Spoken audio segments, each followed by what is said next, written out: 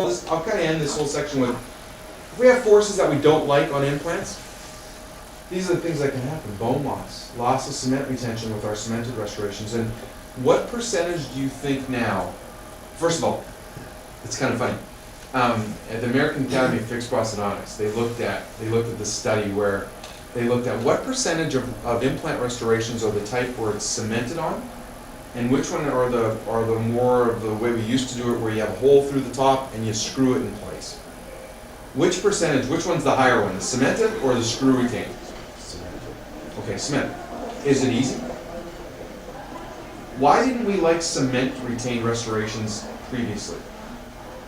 Looks nicer to the patient. Well, number one, yeah, sure, there's no hole, right? We got a hole that's staining now, that's going to stain. But why did we want cement retained restorations versus, or screw retained versus cemented? Retrievability, why? Who said that? I did. Okay, why? In case something happens to the implant, you can unscrew it and tighten it back up. Exactly. But there's more to that story. Our interfaces between the implant and our abutments were horrible. I mean, it was two flat surfaces that rock loose at some point. Now, and we'll talk about the different ones tonight, we totally got that figured out. We finally went to other industries. You know, engineers have figured this out way before when they have a screw somewhere that's just so critical it can't come loose, they figured out different ways of doing that. We're just dum-dums in dentistry. We just, didn't learn that for a few years. So we don't want screw loosening and failure, and we don't want material failure. So we can do this. Now, there's timing, as I mentioned to you before. We need to figure out the timing. And if you just look at a few of these cases here, they're not stellar aesthetic cases in any means, but they're classic implant stuff where we did stuff over the years, and there's implants, and there's ball attachments and different things. And how do you balance that bite up? Patients complaining that they're rocking the denture and they're doing different things with the implant one side's hitting earlier. There's the T-scan. This implant restoration, or one of these restorations up here, there's where all the load is. 100% of the bites on that area. So we can take that and we can come back and we can look at, here's the load before, heavy across the front, rocking that lower denture, even with the implant retention there, and where we get afterwards. We can balance out those bites and build them in with just a few adjustments, but it's very difficult to do with standard tape and relationships. This restoration, implants related and some different things going on, loaded, what's the timing of that bite? And before, is this a good bite? Or are these teeth overloaded too early? And if we look at how things come together, we can balance that out in the timing of the bite again. So again, not to look at this, trying to just make a point, these fancy, all these different abutments that are being made out there, Atlantis abutments and different things and how they're loaded. Not everybody can afford to have the entire mouth. They just simply are happy to get teeth back in their mouth. And when you look at this, here's the T-scan showing one side and the other side having a fairly heavy bite. When is it loaded? What's the timing? So before, in looking at this, how does the bite come together? Very light. Sorry, that noise, I'll get that other. Adding a few little sound effects in it. And then the implant loads. So the teeth start to come together, the teeth start to load, and then you pick up the implant restoration at the end. The implant restorations are always going to be heavy at the final with a heavy bite because of their rigidity in the bone.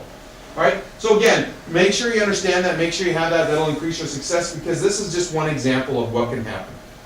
More of an older style implant, replaced, 1998 was restored. Here's where the bone height was. A lot of times we had dieback because of where the abutment would fit on the restoration. We had the biological width that would be restored.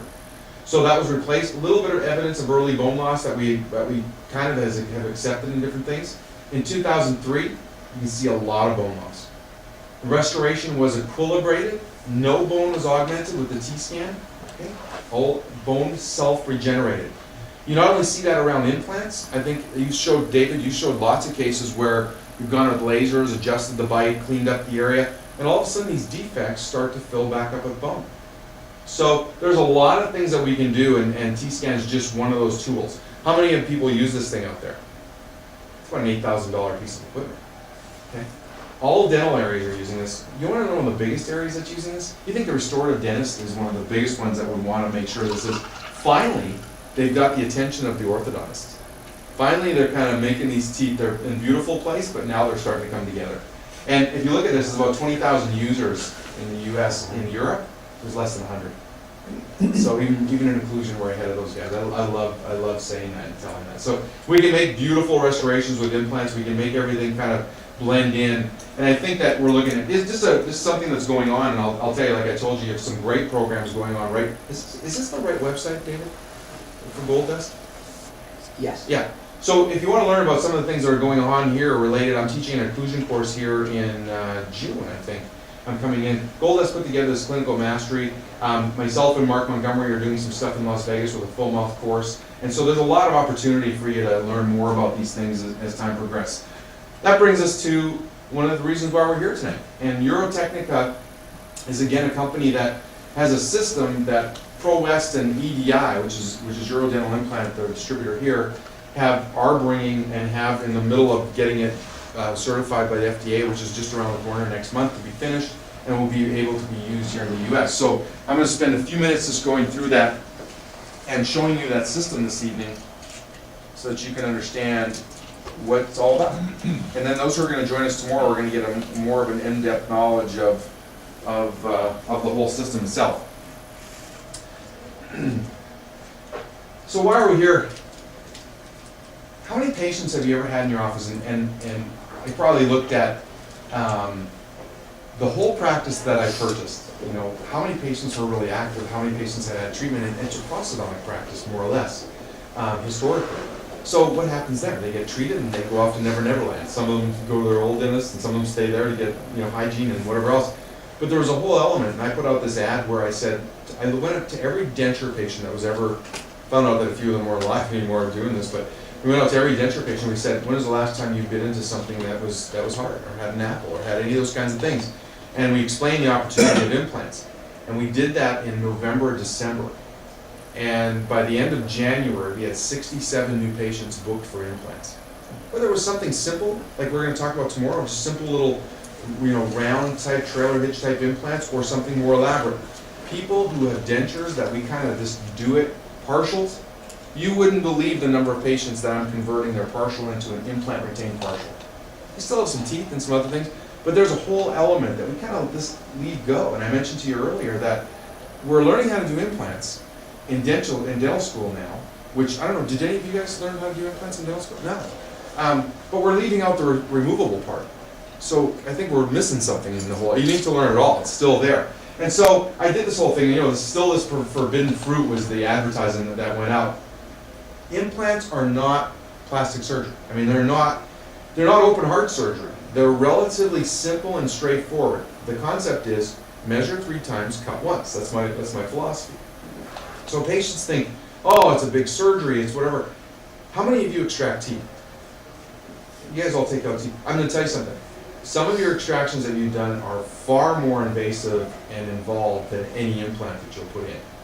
And some people are scared to put in implants. I'm not sure why, because the general practitioner is going to be the wave of the future.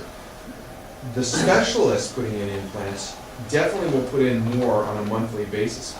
But a lot of the oral surgeons, that's what they do, right? That's what they need to do in order to stay alive. Third molars and implants. Well, we are, as general practitioners, you're going to find in your practices that patients don't want to be referred. And I looked at my practice and I still found that in the implants that were presented, patients who accepted implants, 80% of them were ones that I could place with confidence. 20% still get referred. There's still complicated bone situations. There's still complications related to that, compromised situations where you just don't need to get involved. Ken, in your practice, you're ramping up your whole implant world. Ken Hubden is from San Francisco and spent a lot of time with Bob Lamb and some other people to get some training. And he has a general practice, right? I mean, yours is a general practice as general can be. Does everything and all. How's your implant world? What percentage of the implants stay within your practice now? About 80%. What 80%? There's ones you just don't want to muck around with, but you guys have definitely done that. So where's your population? It's everywhere. It's not only in this age bracket here. It's young people. It's everybody who has a missing tooth that wants to be rehabilitated. So never leave that out. I put this up here because BioHorizons is a company that was purchased. So their information on their implants is public knowledge. Which ones are selling, which ones don't sell, which, all this different stuff. Out of all these implants, this is the solid piece. I don't like solid piece implants. You get one shot and then you're kind of screwed up, you're in big trouble. The other ones we can compensate. So this is more of a classic one. This is more of the internal connection. We'll talk a little bit more about that in a minute. And then this is the overdenture trailer hitch. Number one, out of these 4 implants, which one do you think in 2008 and 2007 was the most selling implant? Which one? Which one of these? This one? This one? This one? Or this one? Yeah. Implant overdentures are the number one, those implants, and you see them, and you gotta see this, like, all the different ones, when you flip open your journals and look, this is a huge market, not only for the implant companies, but for your practice, production-wise. And it's probably one of the more simple applications of applying. There's lots of different single, and we'll show you one tomorrow. But right now in the market, there's 61 different companies and 3,000 types of implants certified by the FDA. That's a lot of choices, right? There's a lot of choices. Well, these are typically the ones that are the big hitters. They've been around a long time. They've been in North America. They've penetrated the market. Some of the ones, like for instance Straumann and some of these other ones that come from middle part of Europe there, they're not even as old as the Eurotechnica. And so the Eurotechnica has been around a long time. Classification of these implants goes down the road. You know, the connection, internal, external, platform size, one piece, threaded design. We're going to go through a few of those things because the external connection and the internal are what's kind of going on out there. This implant is the more traditional one that we first learned about. And do you think that there's many of these types of implants with the external hex sold out there anymore? Yes or no? There's a fair number, yeah. You know why? Because of the price point. The price point is relatively inexpensive. There's denture clinics. I was just in a clinic in Seattle where they have denturists. They hire dentists to work for them. And they put in these kind of implants all day long. They're cheap. They work well for overdenture purposes where they're just a little attachment or something on them, and they do them. This one here is another one with an internal connection. If you've learned how to do it, platform size is the other thing that's been changing a lot. We have now classifications of implants. Mini platform, the narrow platform, regular, wide, and oversized, which is a 6+. Out of these groups of implants here, which do you think has the largest percentage of reported failures? Which platform size? Take a guess. Well, we know that these guys kind of work. These are kind of the workhorses of our practices, right? When we do restorative and we do this, this is the regular one, which most teeth are put on, maybe a little wider for the molar region, 4.8, 5.2. This is the mini one, the 1.8s to 2.2s, where they're just doing little screws in the bone and you put dentures over them, or little crown and bridge temporary ones. This is the one that has the failure. There's so much trauma in growing a 6mm hole. At some point, you just burn up the bone, and there's no osseointegration. So even in the short little stubby implants that you're seeing from the companies, most of the maximum diameters are in the 5 range. There's something about going to that next level that seems to have a major problem. So that was what was reported. Single component ones, again, single piece, very, very difficult in many ways to put in. You have to really plan that out, so we don't talk much more about them. Thread design. You can find any kind of thread design you want out there. There's a lot of implant companies that try different stuff. What works, what doesn't work. You know, this company and this company and this company, well, which one's the best?